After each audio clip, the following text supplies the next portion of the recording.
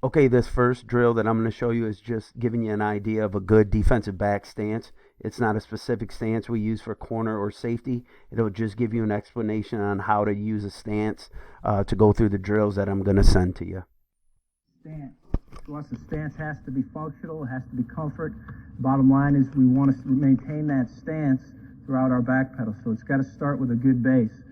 We're going to ask our guys to go with a narrow base because our first movement is going to be backwards. So just like running forwards with a narrow base, we want to be able to work backwards with a narrow base. So roughly you see about a 6-inch split between the 2 feet. In terms of the stagger, we're going to go toe to instep. All right, as a general stagger, again, in a back pedal. When we're moving backwards, this is how we're going to start. We want our knees bent, and we want the butt down. And basically what we're looking for is to get that front chin over the front toe. All right, as a basic coaching point right there. We ask our players to pick their arms up, all right, but have them tight to the body. So his elbows should be almost rubbing against his body, but in a relaxed manner. So tight to the body, but relaxed. All right. As far as weight distribution, we want our weight to be primarily on that front foot. So you're looking for about 60 to 70% of your weight on that front foot. And ideally, the rest of the distribution of the weight is on the inside balls of the feet. So that's the beginning of our stance. Head up. Probably want to pick ourselves up a little bit, Dan. Okay. And in general, in terms of the depth of the stance, if Dan were to just hang his hands down gently to his side, okay, his hands should roughly be at knee level.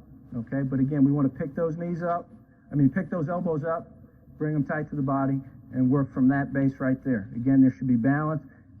All right, and now that's our starting point. Here's the view from the side. Again, narrow base, slight stagger, toe to instep, knees bent, butt down, slight straight or slight arch in the back. All right, hands gently down at the knees, but then again, we pick them up. So they're ready to be used right from the get-go. Head and eyes are up, chin over the toe.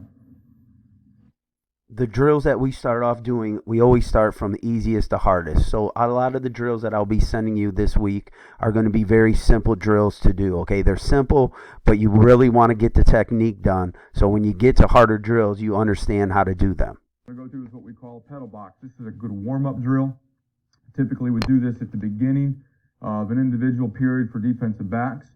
We'll start the drill coming off the sideline. We do most of our drills coming off the sideline, and we're doing them on lines.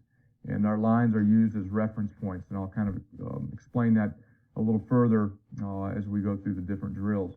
But in this drill, what we're doing is just working on our back pedal. Back pedaling out to the hash, shuffling across to the next yard line, and then back pedaling back to the sideline. Again, in this movement, what we're looking for are ankles close together. What we want is we backpedal, and the reason we use these lines is we want the inside part of our foot on either side of that white stripe. It's a good landmark, a reference point for our feet, so our feet aren't too far apart. We want to backpedal with our ankles close together. Again, our knees are over our toes, our hips are low, our shoulders are over our knees.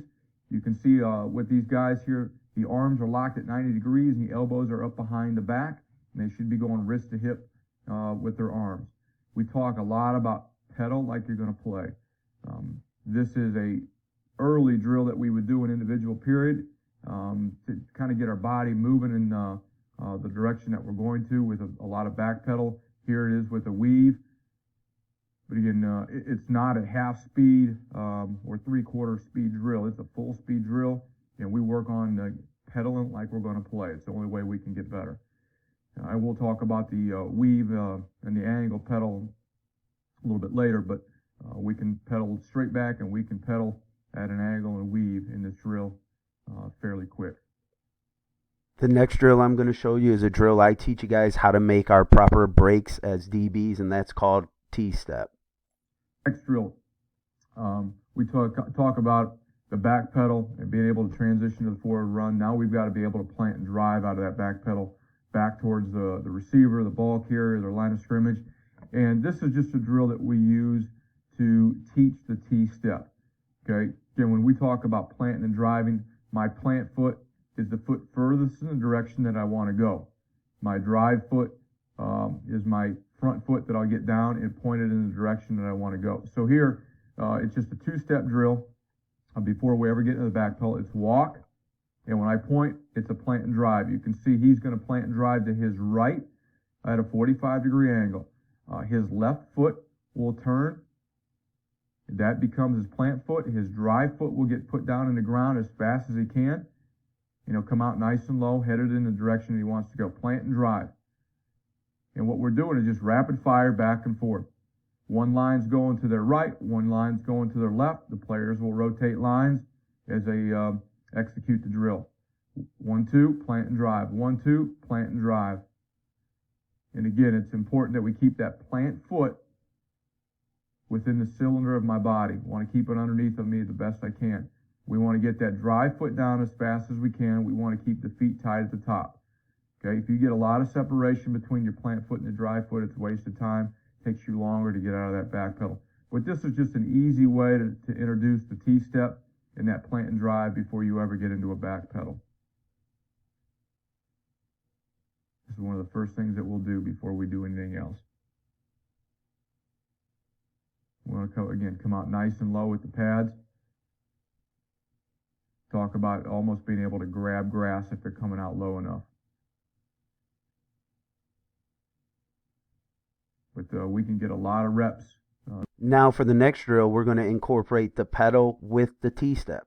So this drill is called cone plant. You can have a parent or a friend give you the brakes, or you can just do it by yourself without anybody initially initiating your brake. Next drill that we're going to do is what I call a cone plant drill. Again, it's just working a lot on reaction.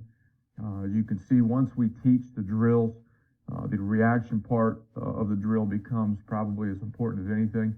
In this drill, we're just going to work on pedal and back, and then we're going to react again to a movement and have them plant and drive. And here again, it's all a right foot plant to start. And then they're going to react to me. When I tell them to back pedal again, they're going to back pedal. When I tell them to plant and drive, they're going to plant and drive. And we really want them to finish. But I like this drill just in terms of building reaction skills. Always keep the knees bent, hips down, shoulders over knees. Would like to see the elbows locked at a 90-degree angle, elbows behind the back, wrist to hip action with the arms still here. With this shot here, it's kind of a profile shot. You can see the defensive backs leading with their butt, not their shoulder blades here. Tells me that the guys have good pad level. Now we're coming back. You can see it's a left foot plant instead of a right foot plant. We started out, always talk about tempo. Tempo is important, but the execution of the drill to start teaching the proper fundamentals and the proper movement is important. And then you can transition to getting the tempo. Okay, so the next drill is just a variation of the cone plant. This is just, instead of pedaling, you're turning and running. That's why it says open. So instead of a paddle and then a T-step, it's going to be a turn and run, then T-step.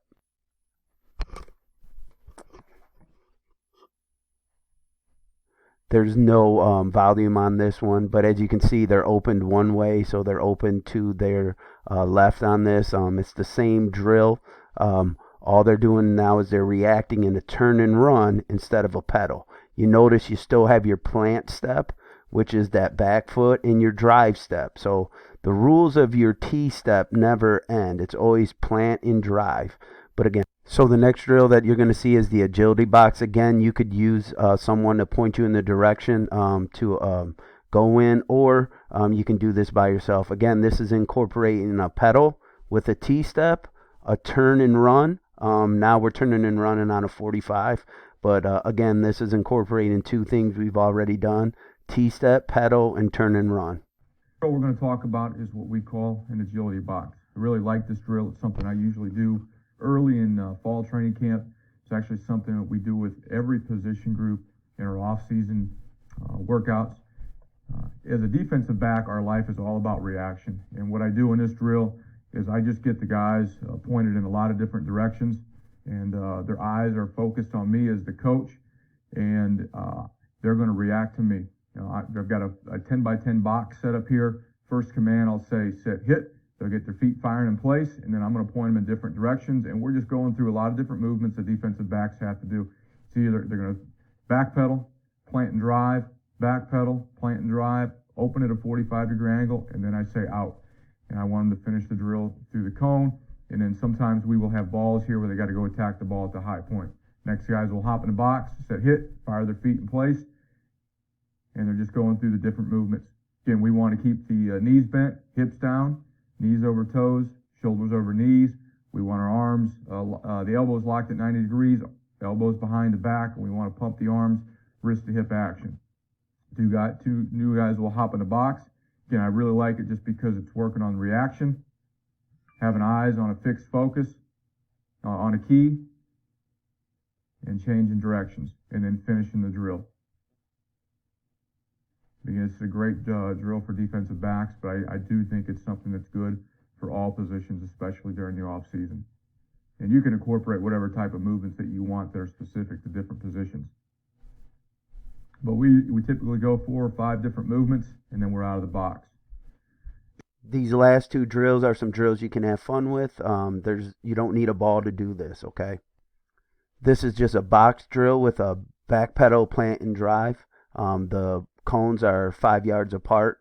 As you can see, when they're going through the cones, they're going around the cones. They're utilizing a T-step. See how we went around the cone? Breaking on a 45 T-step and catching the ball again. 45 T-step. He had the wrong foot there. Around the cone and then breaking again. Okay? It's incorporating the back pedal with the T-step. If we have a ball, that's good. If you don't have a ball, this is still a good drill that you can do. Just again, incorporating things that we've already learned in the other drills. T-step, work around the cone, get back to your pedal, T-step and break on a 45.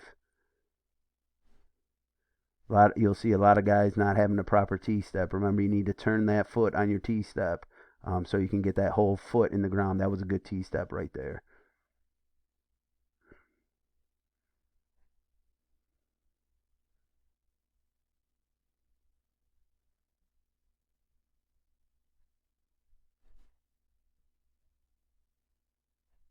This is the same drill here, but instead of T-step at the back cone, what they're going to do is do a speed turn. I know we haven't talked much about speed turn, but the thing about this, it'll show you how to incorporate it and make sure when you make that speed turn, you still have a plant and drive foot, okay?